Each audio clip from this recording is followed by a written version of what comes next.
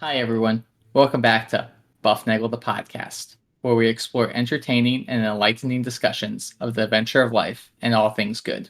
From science and technology to history and philosophy to leadership and success. We hope to give you a better understanding of the world and skills for everyone to pursue their own adventure.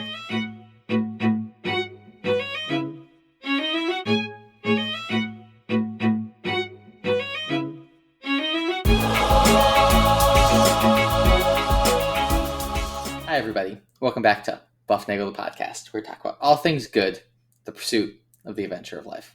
I'm Zach, and, well, we're just going to let it rip because, well, we've realized that we're a little bit better off the cuff. We're a little more natural. We're a little bit better that way. So, as always, I'm joined by Rafe. Rafe, how you doing today?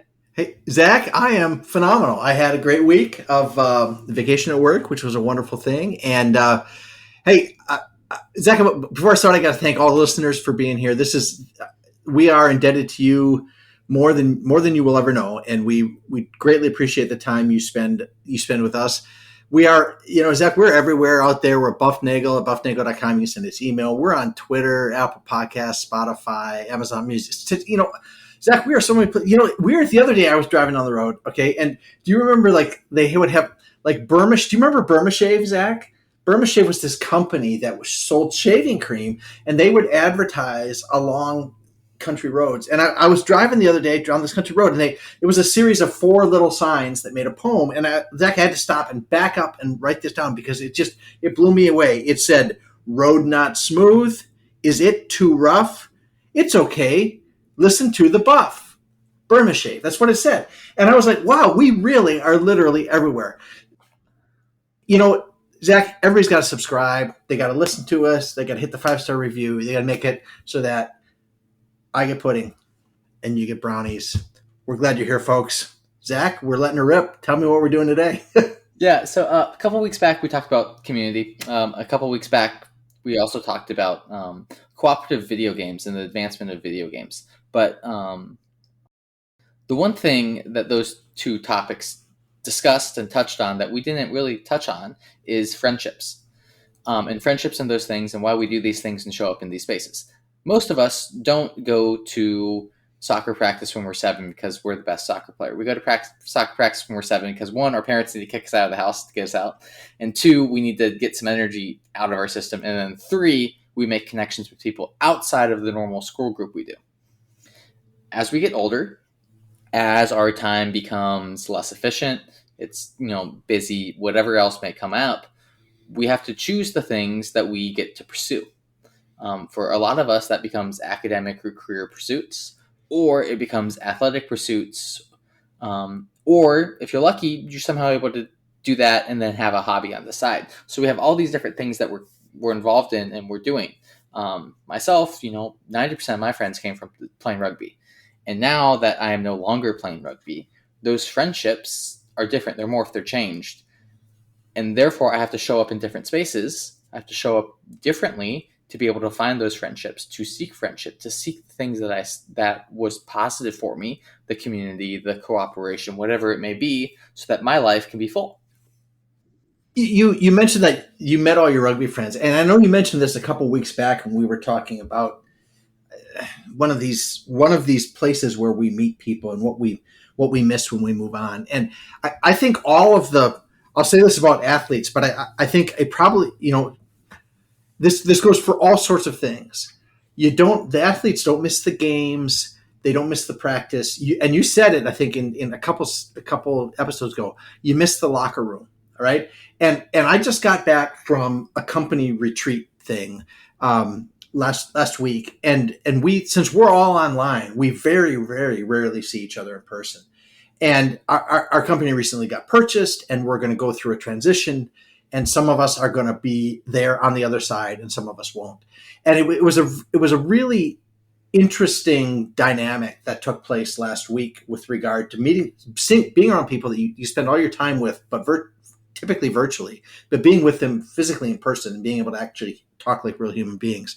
But hanging over that was this cloud that it's never going to be the same again. And I think just like the athletes miss the locker room, I think work friends, you miss the break room, right? You miss chatting at, if you go out afterwards to get lunch, or during the day to get lunch, or afterwards to hit happy hour, or whatever it is that you do, or the company softball team. Those are the things you will miss when you leave, and those are the friendships we try to those are the we try to create them when we do our hobbies and other group activities. I mean, the reason we do that stuff is because we see community.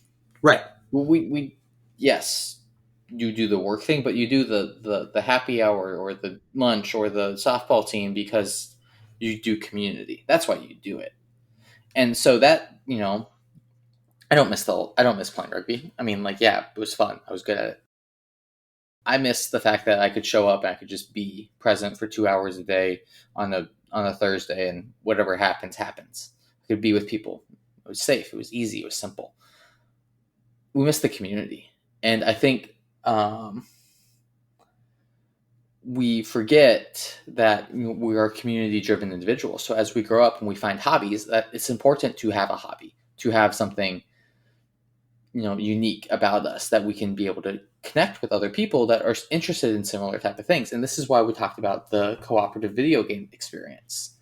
If the reason you are doing something is to be competitive, well, you're not going to build community. You're just going to look for the best of the best of the best, slice on through, and do whatever you get to like make yourself at the top. But sometimes you don't need to be at the top. You just need to be there and be like, you know what? This is fun. I'm having fun with my friends that like to do this same thing with me. It's a good day. Yeah, and I think that's, we talked about this with hobbies recently, and you mentioned that we talked. Bob was on, and he talked about the model train hobby, and we talked about the Lego hobby, and whatever other hobbies we do, and we do those at one level. I guess we do those for personal growth and enhancement. But you're right. The big value in all those things. If you go to a quilting bee, or if you go to a woodworking schools, actually there are woodworking schools. Like you can go for a week and learn how to build a chest of drawers or something like that. But what you end up hopefully from that is you get some skills, but you also get you build a network of people that are now outside of your typical place where you would meet them. And you've been doing some of that lately, if I remember right. Not rugby, not law school kinds of things, but a new kind of thing. It's not even video games. Yeah, I mean it's an in-person thing. I think that's the biggest thing for me. But I've been playing competitive card games. Now, Yeah, you're not talking bridge club like my mom used to do, right? no, trading card games. So I think the biggest names would be the Pokemon trading card games. That was the boon of the late '90s. The Yu-Gi-Oh trading card games, and then if you're familiar with Magic the Gathering, those been the big three for a while, and they kind of created this genre. All three of them have adjusted to online versions, which are kind of the dominant format of the game. But the game that I play, that my brother plays, and that my new friends now play, is a game called Flesh and Blood, and it is in person. So once a week, I get out of my apartment, check the box Nice. there. That's always good. Beyond just working out and doing my athletic pursuits, but it's the ability that I get to connect with people who are they're also like they like high fantasy stuff. They like that type of exploration, and you can have fun, relax, and over the course of 3 hours, you're just hanging out, eating pizza, playing games, having fun. Now, I remember back a long, long, long, long time ago, long time before you were born, I went to a friend's house on a Saturday evening for a Dungeons and Dragons, whatever it's called. It's called a game. A what? Campaign. A campaign. Right, right, right. So I went there and we did that. And since I was new, my little whatever he was, ghost or goblin, or what he was, Character. a character. I don't remember, but and then they had, you had like magic points and life points and style points and funny hat points or whatever it was. And I never really got into it because it was really complicated, and it was a bunch of, it was, it was fun. These were my friends, but I never got into it. But this is more than just Dungeons and Dragons, right? I mean, this is, or are they different flavors of the same kind of thing? I mean, Dungeons and Dragons is a tabletop campaign role playing game, and you get to do it with friends. This is a trading card game of I have a deck, you have a deck. My deck does stuff, your deck does stuff. We interact with each other, and I hope to kill your person before you kill my person. And then when we're done, we got to do it all again because, well, it's all made up anyways. But the biggest thing is that there is this, you can show up and be completely aggressively average and have a good time and be with people that, like, hey, you're new here. I've been doing this a while. Let me help you out. And I think that's so important, especially in these type of communities. If you look at the programming community, it's like, oh, you're new at programming? Well, you should do this thing. And then you barf out, 17 variables that do things that I can't spell. And it's like, what? Do this, be better. You go to the Lego community. It's like, look at this great thing I did. Your thing sucks. You should build like this. And they don't ever explain it. My experience with this game is like, hey, you're new. Let me teach you something. I got you. And it's been safe. Well, and that's a good thing to point out. Now, you did poke at my Lego hobby a little bit, and I have had experiences in every one of my hobby activities, be it woodworking or being at the Lego thing, or now riding my bike here in Indianapolis, or any of those things. You are going to run into people across the spectrum when it comes to that setup, and I know you've had some difficult times with some of those folks, and I will not. I will not defend the negative actions. Right? I think the will bring to light the positive actions. Yeah, right. There's a couple people in our community that, like, if they're newer, they're like, hey, I'm new, and like you can see that they're a little passive. They don't necessarily know how to interact with us, and then there's the core group of us. I've been with this group for like 6 months or so I've gotten to know them fairly well. 3 to 6 hours a week I spend time with these people. I've gotten to know them. I know about their families, their kids, stuff like that.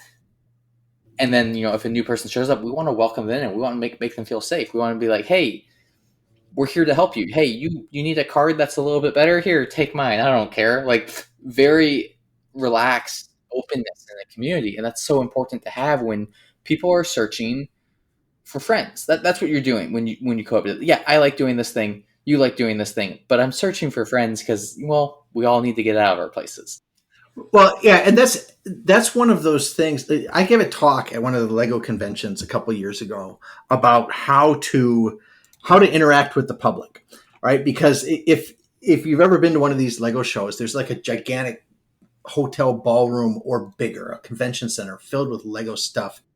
And there are a bunch of yahoos like us sitting behind the tables, and you guys come in and you walk around and you look at things. And to me, it's interesting because some people are really, really good interacting with the public, and some people sit back and just say, please don't touch that. And that's not a real, like you say, Zach, that's not a real welcoming statement to make. And that's not a real encouraging statement to make. But what I encouraged people to do when they're interacting with the public is to put themselves in the shoes of the person who just got there, right? And so there was a first time you went to that I guess I'll call it open card night, right? I mean, so you guys got together to play, and I'm sure there were some people. There's always some people that are on one edge of the spectrum, on the other. But if you're in a community that likes to have, it'll define its boundaries. What is considered bad form, what's considered acceptable, what's considered really nice, and you take a while to feel that out. And I guess I'm going to encourage everybody when you're welcoming somebody into a new group is to, I guess the word is graciousness again, Zach, is to put yourself where they were and bring them along. So you've been doing this 6 months, and so you just show up with a deck, with one of those decks of cards, and say, "How do I play?" More or less, yeah. And this is one of those card shops, right? So I mean, you can find these at a lot of strip malls. They're all the same variations of the same thing. So it's kind of like, is it akin to the comic book shop in The Simpsons, or is it a little bit? No, yes, but if comic book guy was nicer and more welcoming. Yes. Well, that's what makes a good character, right? Or the good character in The Simpsons is that he's extreme, right? He's extreme in all of his things. But when you find somebody that is welcoming you to the new office environment, to the school environment, to the card environment, that makes all the difference. So how do you? What is this game? What'd you call it? It's called Flesh. What did I call it? It's called Flesh and Blood. It's Flush, abbreviated to FAB, FAB. flesh and blood. Okay. Your eldest son discovered it, and then your eldest son needed to entertain your youngest son at Thanksgiving this year. So he's like, "Here's this game," and I've liked card games my whole life. Yeah. I've just never had that necessarily the opportunity or the time to be able to explore it. Great thing about retirement is I've been able to do that now that I don't have rugby taking up 12 plus hours a week. So my brother got me into it and was like, "This is cool. I like this." There's a wizard. I'm like, I'm going to play the wizard, but that's a different story. If Harry would, you'd be sighing. He's like, ugh. The wizard is a more complex, nuanced hero. That his cards have a lot of words on them, so you have to know how to read, which is Oh, that's challenging. Yeah, yeah, I got you. But Okay, wait. So is it so the card so you are a person, you are a character, and the cards describe how your life goes through this. I'm yeah, holding up a so card. the cards. You have a deck of cards, and you have a hero. Your hero has some equipment that they bring with them. You And talking like a sword and a shield, yeah, or and like okay, um, and yeah, and then your deck consists of actions and things that your hero does to the other hero, or things your hero does to defend against the other hero, as the other hero tries to whittle away your life total. Um, but you play your cards. You do the things. You do what the card says. Pretty straightforward game. It's like, oh, I do this thing, and then you have a good time. At the end of the day, you have a good time. But you're interacting. There's back and forth. There's conversation. It's welcoming. It's sometimes if someone goes, "Hey, what does this card do?" It's I explain. I'm like, well, it says all these things, but here's what you actually need to know because yeah. And then if you want to, you can read my card. I don't care. Like well, I remember my mom had bridge club back in the '70s. Okay, and so it would be bridge club night sometimes at our house. Okay, it was like bridge club was once a month, and I forget how many ladies were in bridge club. If there were 16 ladies or if there were 12, I don't remember how it all went. But it would be a big night when it was at our house because the furniture got rearranged and the card tables came out and there were little chairs and there were little sandwiches cut with little corners on them and there was punch and there was all this stuff and it was dressy and we were instructed that we had to stay in this other area. But I remember every now and then we'd sneak downstairs and we would watch Bridge Club. And I remember just seeing all these ladies sitting around just yakking. Okay, Zach, they were just talking, and I'm sure some bridge clubs are very aggressive when it comes to the game and playing it right and playing it well. And bridge is a complicated game to know because it's complicated, but it's all about the friendly interaction. The big one these days, Zach, is bunco. Do you know what bunco is? nope. It's bridge club with a lot less strategy. It's pretty much you roll the dice and the big number wins or something. Yeah, I mean, it's all luck. It's all luck. All right, but it's a I hate to say it's an excuse to get together, and all of these things are that, and that's a good thing. We are community people at our heart. Yeah, I mean, like you want people like if you do something, if you do something and like you go into hang out with your friends to do your Dungeons and Dragons campaign that you weren't very good at.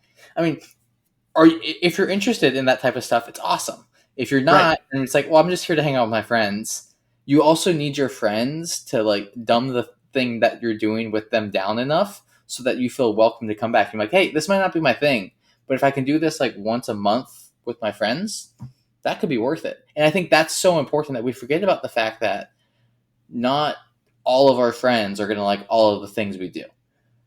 Well, it's nice to have those groups that are disparate. Like you got your rugby friends, and you got your church friends, and you got your card friends, and you got your I don't know whatever kind of cheese friends or whatever they are, right? And you do those things with them. And it's even fun sometimes when there's a little bit of cross pollination there between the groups. Um, do you find that like you went to this, you go to a card store, right, for Yep. this, and you guys sit in the back and you Yeah, play there's cards. tables and chairs and like Yeah, it's yeah, and the one we go to because there's multiple groups that go to kind of like multiple places around the cities, but like the one that I'm with, we consistently go to like the same store on Tuesday and the same store on Saturday. So does that store have like Monday night is like bunko night, and Tuesday night is flesh and blood night, and Wednesday night is like horseshoes or something, Yeah. right? You And ever play then horseshoes? there's like two things going on at once. So there's like cross pollination between games. You're like, hey, our game's better. Come hang out with us. Okay. So do you ever play? Okay, so that's the thing. It's like some of these games, because your brother's been playing these games a long time, and he does a lot of online versions, and I can't keep track of all of these. I have trouble remembering Jack My Queen name. King is the order, right? Yeah, and your name. So do you find that the games are similar enough that you say, okay, this is like that other game, but I can see how Magic has a higher point value, or I mean, do you see that, or are they all In unique? every game, and you can look at this in sports too, there are general game building mechanics. Okay, In football, the goal is to move the ball down the field. In rugby, the goal is to move the ball down the field. How you do that is a little different and unique to each game. It's the same thing with card games. Your goal is to, win. How do you win? Is it, do you kill your opponent? Do you build up all the gold, whatever it may be? What do you do? So there's general card game mechanics that are built into every card game that you have to understand, and that those skills are transferable. But if you don't like the underlying, I'm going to say, intellectual property of the game, it's kind of hard to buy into it. yeah, I gotcha. So how do you feel? Okay, so when I was younger, there was the deck of cards, Uh-huh. ace through king. That was it. Four suits, two reds, two blacks, and you would play. And there were all these cards, okay, card games you could play. People played poker, and they played blackjack, and they played hearts, and they played euchre, and they played 500, and they played. I mean, all these bridge and all this. And some games took a couple cards out here or there. So, but you'd mentioned intellectual property with these. We played Crazy Eight, Zach, before there was Uno, right? It's this. It's the same game, but so do you feel that that's a benefit, or is that a deft with these specialized card games?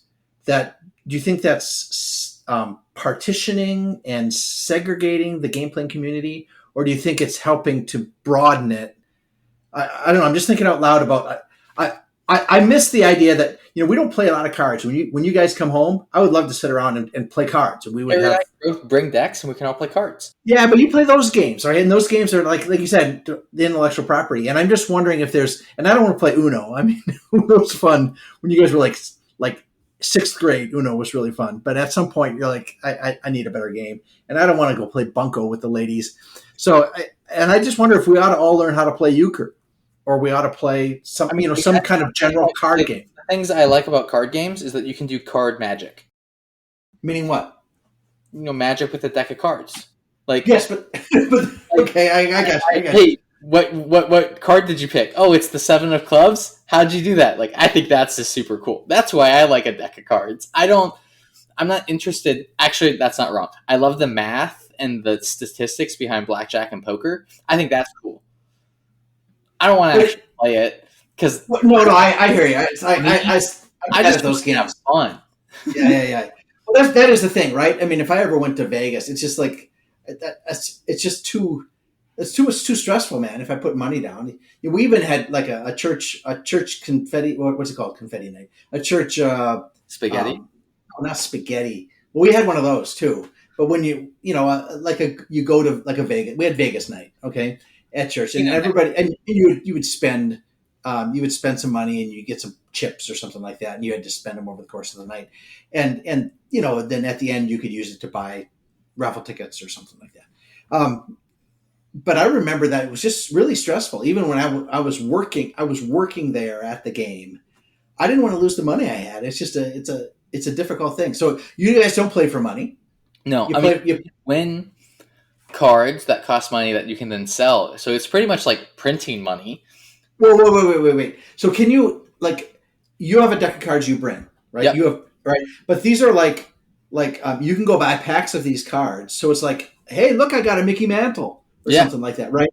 And Mickey Mantle's worth a lot of points because he was like, It's Mickey Mantle. So, but can somebody win your cards from you? Not win I could hey, you want this card? I can trade it for There's money. nothing in the game that you could get that you could actually get you could lose your valuable. You're No, not risking anything no. when you come to the. But there are tournaments where, like, a friend of mine yesterday got $1,000 card. Meaning, like they're that rare. $1,000. How did he get it? He just won it in a He won raffle. the 32-person tournament. Okay. The prize was $1,000 card. We've played some, and then once a week at our smaller events. I have 2 cards that are worth $40 a piece. Okay. I have 2 pieces of cardboard that collectively are worth $80. So, and they're worth $80. Like it's great if I would choose to sell them, but I play them because they look cool and it's fun. Okay, wait. I gotta ask about this because this is like opening up an economics realm for me. All right, so the company produces these packs, and they're like they're. I wouldn't say baseball cards, but I love what. Wait, I love what the Peanuts characters called them, bubblegum cards, because they always came with this piece of really crappy gum.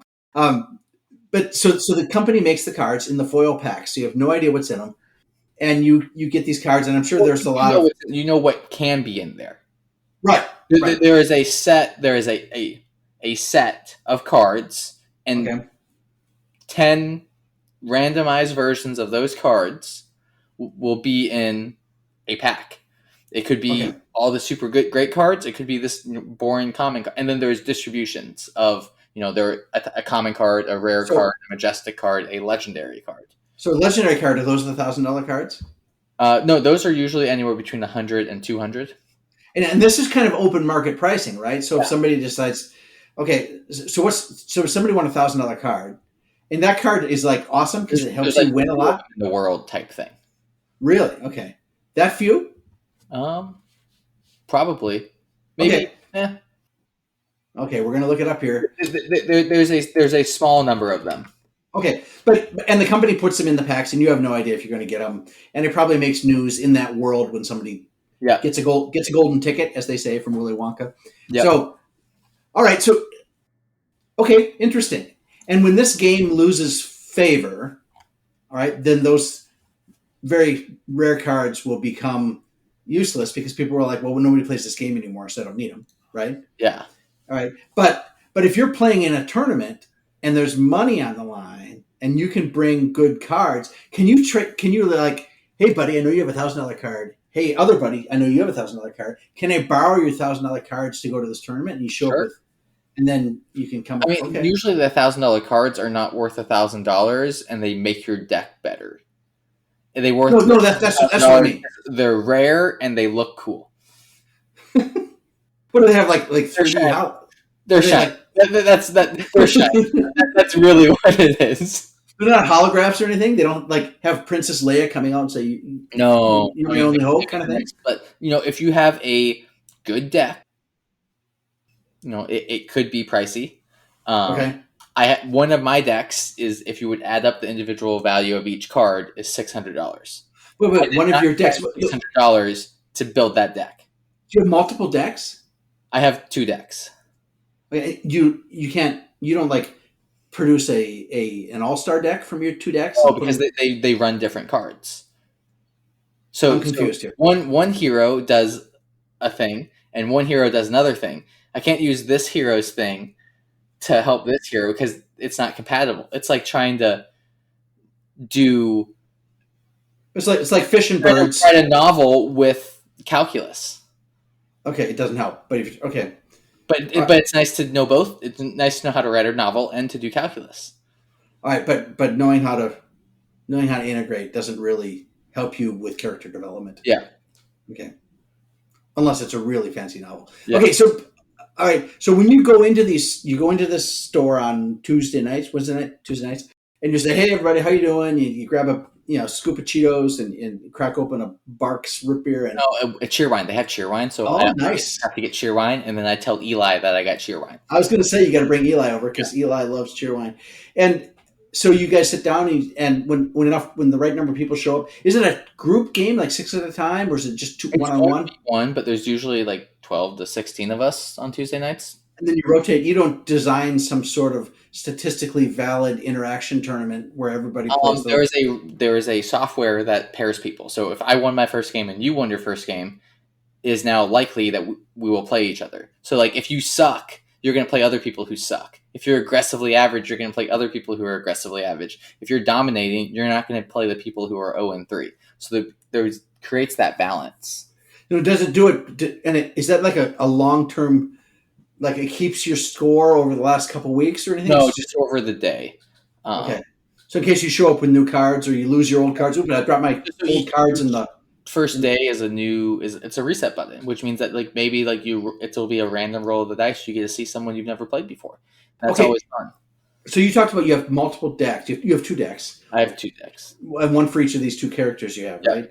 So if you wanted to build a third, how big are these? How many cards do you have in the deck? I have 80 cards in both decks. And is that the standard? You That's have 80 the max number. You can have as minimum as 60. So we're doing 60 and 80 cards for you to play the game. And there are cards for so there's a wizard card and there's like a goblin card and there's like a statistician card, right? I mean, so you could be any of these things. Okay. So how many different players are in this thing? There's 18 heroes. Whoa. Okay. And then there are like 7 different classes, which is like, your Dungeons and Dragons hero would be like a ranger. He shoots arrows, or maybe it's a warrior. He has a sword. I play a wizard, which does wizard things. So Harry doesn't like the wizards. Harry doesn't like the wizards. Harry doesn't like the wizards. So the wizards can do something that's called play at instant speed, which means that you can do whatever you want, pretty much whenever you want. Oh, so you don't have to wait for him to finish his turn? Correct. Oh, that's why Harry hates that.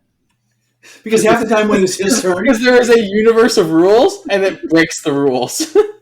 All right, so if I'm playing you, all right, and I have the wizard thing, and I'm playing at instant speed, and I see you on your phone, I can be like, doop, doop, doop, and it's just throwing cards at you, and then and you look down and you're like, wait a minute, you just stole my pudding cup or something like that, right?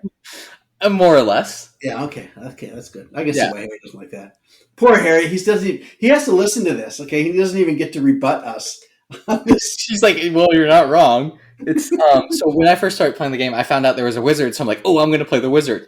And then I looked at what the wizard's cards did, and I was like, I don't understand what those words mean, so I'm going to play somebody else to learn this game. I'll get back to this. Okay, so you can either the cards you have 2 decks. Now, if I wanted to come on a Tuesday night and play, I'd have to have a deck. You could borrow one of mine because I want to welcome you to my community. No, I hear you. So I borrow, and I would be, but I know you and Eli and Harry talk about this, and you're like, who do you like to play? Who do you like to be? Right? And so, but there's got to be some, like, remember in backyard baseball, nobody wanted to pick whoever the bad characters. Are there some characters that just, it's not like, I don't want to be the goldfish, right? Yeah. Well, I mean, like, so there are different styles of play. You can play super fast and aggressive.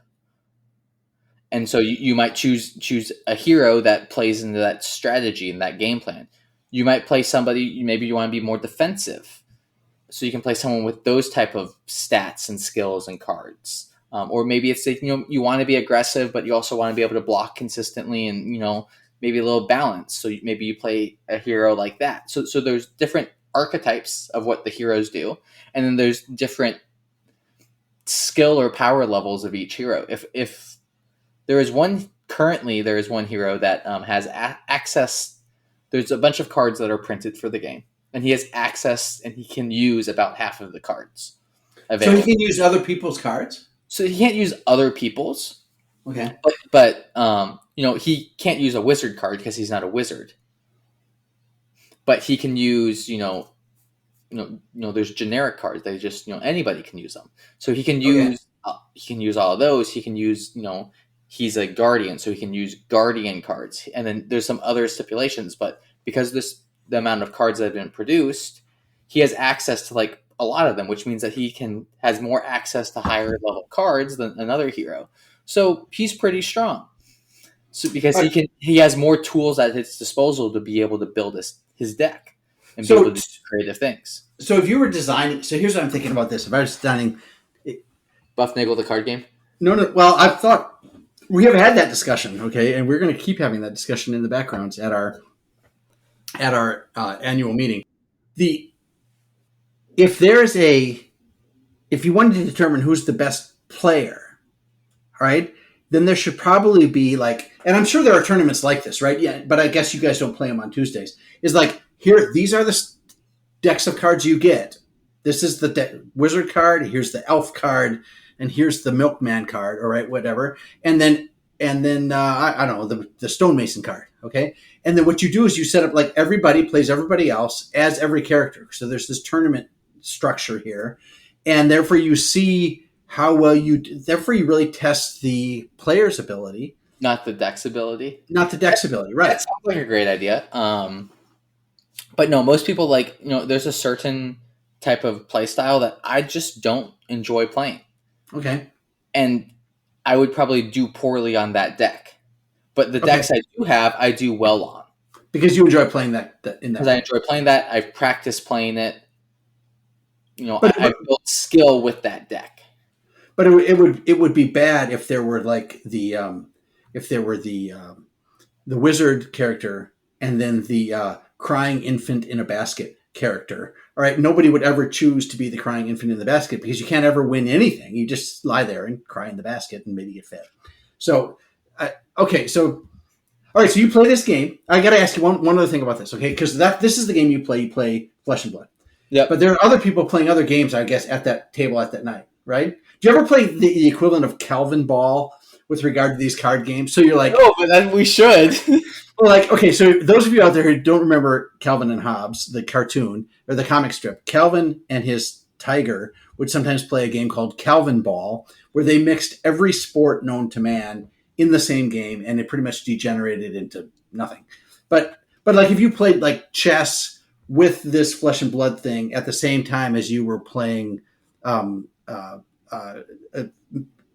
Mousetrap, that like the board game, all right, then it would be kind of, if you could join them all together, it's like, I'm going to play the flaming sword card. So no, you can't do that because I'm going to because you landed on Boardwalk. The night before.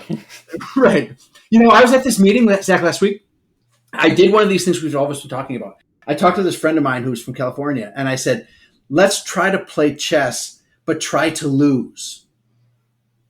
It was a very interesting game because we talked about it a little bit, and then the strategy was, how do you lose? And what he did is he tried to make it so that I was forced to take his power pieces. So he had very few power pieces left, right? But then when he had very few power pieces left, he didn't have.